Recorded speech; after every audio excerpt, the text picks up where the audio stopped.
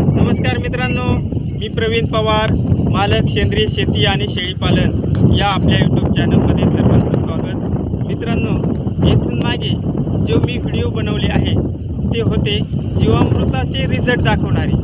जीवामृत वापरल्यानंतर आपल्या मातीमध्ये आणि पिकामध्ये कोणते बदल होतात आणि ते पिकांना जीवामृत एक अमृत म्हणून कसं काम करतं याबद्दलचे व्हिडिओ मी मागील महिन्यामध्ये बनवलेले होते. परंतु हे जीवामृत तयार कसं करायचं, जीवामृत तयार करण्यासाठी अनेक पद्धती आहे, परंतु एक उत्कृष्ट पद्धत मी तुम्हाला आज या व्हिडिओच्या माध्यमातून जीवामृत निरोगी आणि दर्जेदार कसं बनवायचं हे मी या व्हिडिओच्या माध्यमातून आपल्याला माहिती देणार आहे. तर मित्रांनो, जीवामृत तयार करताना सर्वप्रथम मी एक 100 लिटरचा ड्रम घेतला आहे आणि या 100 लिटरच्या ड्रममध्ये मित्रांनो आपण जीवामृत तयार करताना 200 लिटरच्या ड्रममध्ये करतो, परंतु मी 100 लिटरच्या ड्रममध्ये तयार करणार आहे. आणि मित्रांनो, तर हा आहे 100 लिटरचा ड्रम. यामध्ये मी 80 लिटर पाणी घेतलेले आहे. यामध्ये मी 80 लिटर पाणी घेतलेले आहे. ॲक्च्युली मी यामध्ये 5 किलो शेण, 5 किलो गावरान गाईचं गोमूत्र आणि हे अर्धा किलो बेसन पीठ पूर्णपणे पाण्यामध्ये मिक्स केलेलं आहे. नंतर अर्धा किलो गूळ यामध्ये मिक्स करून घेतलेला आहे. मित्रांनो, तुम्हाला मी यामध्ये साहित्य सांगत आहे. मित्रांनो, हा आहे 100 लिटरचा ड्रम प्लॅस्टिकचा. यामध्ये मी ऑलरेडी 80 लिटर पाणी, 5 किलो गावरान गाईचं शेण आणि 5 किलो गावरान गाईचं गोमूत्र यामध्ये ऑलरेडी टाकून घेतलेले आहे. आणि मित्रांनो, हे आहे अर्धा किलो गुळाचं मिश्रण आणि हे आहे अर्धा किलो बेसन पीठ. मित्रांनो, आता हे साहित्य झालं, परंतु गावरान गाईचंच गोमूत्र का वापरायचं? कारण गावरान गाईच्या गोमूत्रामध्ये जे सूक्ष्मजीव असतात ते जर्सी गाईच्या गोमूत्रापेक्षा जास्त असतात, म्हणून गावरान गाईचं गोमूत्र हे जीवामृत करताना वापरलं पाहिजे. मित्रांनो, दुसरी गोष्ट, गावरान गाईचं शेणच का वापरतात? तर शेणामध्ये विविध प्रकारचे जीवाणू असतात आणि गावरान गाईच्या शेणामध्ये जीवाणूंची संख्या ही जर्सीच्या तुलनेने जास्त असतात, म्हणून गावरान गाईचंच शेण वापरायचं. हा झाला विषय गोमूत्र आणि गावरान गाईच्या शेणाचा. दुसरा म्हणजे हे गुळाचं पाणी, हे कार्बोहायड्रेट आणि कॅल्शियम याचं मिश्रण. हे कार्बोहायड्रेट आणि कॅल्शियम असल्यामुळे सूक्ष्मजीवांच्या अन्न म्हणून याचा उपयोग केला जातो, म्हणून हा गुळ वापरायचा. गुळच का वापरायचा? कारण सूक्ष्मजीवांना गोडवा, अन्नामध्ये गोडवा तयार व्हावा आणि सूक्ष्मजीवांना कॅल्शियम आणि कार्बोहायड्रेट मिळावे, म्हणून हा गुळ वापरायचा. दुसरी गोष्ट म्हणजे हे आहे बेसन पीठ. बेसन पीठच का वापरायचं? तर मित्रांनो, बेसन पिठामध्ये कार्बोहायड्रेट म्हणजेच जे सूक्ष्मजीव आपल्या गोमूत्रामध्ये आणि शेणामध्ये आहे त्यांच्या वाढीसाठी हे बेसन पीठ अन्न म्हणून काम करतं. आणि हे अन्न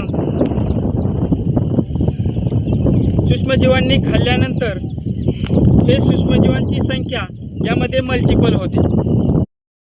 आता आपण ही जे जीवामृतसाठी जे साहित्य लागतं ते साहित्य सगळं मिक्स करून घेतलेले आहे.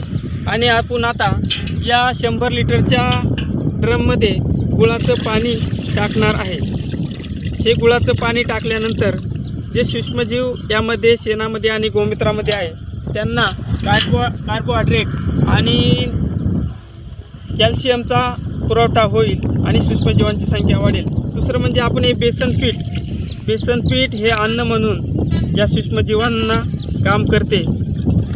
चांगलं हलवून घ्यायचे बेसन पीठ, कारण याच्या गिठुळ्या राहिल्या नाही पाहिजे. जर गिठुळ्या वरच्यावर राहिल्या तर यामध्ये तेलाचा तवंग येतो. तेलाचा तवंग आल्यामुळे काय होतं, तर सूक्ष्मजीव जे यामध्ये आहे, तर सूक्ष्मजीवांना ऑक्सिजन कमी पडतो आणि ऑक्सिजन जर कमी पडला तर सूक्ष्मजीवांची मृत्यू मोठ्या प्रमाणात होईल आणि जीवामृत तयार होणार नाही.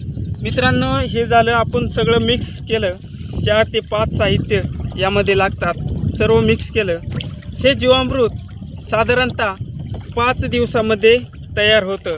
वेगवेगळ्या वातावरणामध्ये जर आपण वेगवेगळ्या वातावरणामध्ये तयार केले तर साधारणतः याला 5 दिवस लागतात. 5 दिवस कसे की जीवामृत तयार करताना टेम्परेचर म्हणजेच तापमान, सभोवतालचे जे तापमान आहे ते तापमान व्यवस्थित जर असेल तर जीवामृत 5 दिवसामध्ये तयार होतं. तर याला तापमानाची फार इफेक्ट या जीवामृत तयार करण्यासाठी होतो. तर याला 22 डिग्री ते 30 डिग्री या तापमानामध्ये जर जीवामृत तयार केलं तर उत्तम निरोगी आणि टॉनिक यामध्ये हे जीवामृत तयार होतं. तर मित्रांनो, आता पावसाळा आहे, ऊन, सावली आणि थंड हवा यामुळे सभोवतालचे टेम्परेचर आता सध्या 26 डिग्री टेम्परेचर आहे आणि या 26 डिग्रीच्या टेम्परेचरमध्ये साधारणतः 5 दिवसामध्ये हे जीवामृत तयार होईल. मित्रांनो, आता जीवामृत तयार झाल्यानंतर मी 5 दिवसानंतर जीवामृत कसे तयार होते आणि ते तयार झाले की नाही झाले याचा व्हिडिओ बनवून मी तुम्हाला टाकेल. तो अवश्य पहा. कारण जीवामृत कधीकधी आपण जीवामृत तयार करतो पण जीवामृत तयार होत नाही आणि तसंच आपण पाटाद्वारे किंवा ठिबकद्वारे सोडून देतो. मग म्हणतो रिझल्ट आला नाही. तर जीवामृत तयार होताना यामध्ये असा पांढरट इटकरी कलर यामध्ये येतो. हा इटकरी कलर आल्यानंतर आपण समजायचं की जीवामृत तयार झालेलं आहे. तर मित्रांनो, जीवामृत आता सध्या 5 दिवसानंतर तयार होणार आहे. परंतु सकाळ आणि संध्याकाळ 10 मिनटं घड्याळाच्या काट्याप्रमाणे हे असं हलवायचे आहे. जेणेकरून काय होईल की यामध्ये जे सूक्ष्मजीव आहे त्यांना ऑक्सिजनचा पुरवठा अधिक भेटेल आणि ऑक्सिजनचा पुरवठा जर अधिक झाला तर ह्यामध्ये असणारे सूक्ष्मजीवांची संख्या मोठ्या प्रमाणात वाढेल आणि उत्तम प्रकारचे जीवामृत तयार होईल. मित्रांनो, हे झालं जीवामृत तयार कसं करायचं याबद्दलची माहिती. आणि हे एकरी 100 लिटर हे जीवामृत कोणत्याही पिकाला, ज्या झाडांना पाने, फुले आणि फळे येतात अशा पिकांना हे जीवामृत सोडल्याने शेतीमध्ये काय फायदा होतो, तर हे जीवामृत सोडल्यामुळे काय होतं, यामधील जे सूक्ष्मजीव आहे ते मातीमध्ये जातात आणि मातीमध्ये असणारे सूक्ष्मजीव हे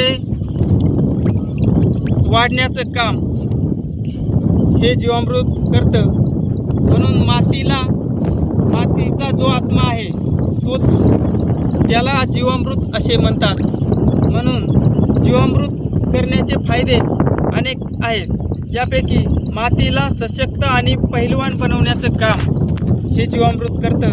माती साधारण तुम्ही 15 दिवसाच्या अंतरावर कोणत्याही पिकाला जीवामृत सोडलं तर 1.5 ते 2 महिन्यात कंटिन्यू तुम्ही जर प्रत्येक महिन्याला त्या मातीमध्ये जीवामृत सोडत गेलं, कोणतेही पीक असू त्या कोणत्याही पिकाला जर मातीमध्ये तुम्ही जीवामृत सोडलं, कोणतेही तुम्ही पीक घ्या, त्या मातीमध्ये जर जीवामृत प्रत्येक महिन्याला किंवा प्रत्येक 15 दिवसाला सोडलं, तुम्हाला रासायनिक खत टाकण्याची गरज लागणार नाही. तर मित्रांनो, हे आहे जीवामृत कसं तयार करायचं याची माहिती आणि जीवामृताचे फायदे आणि तोटे.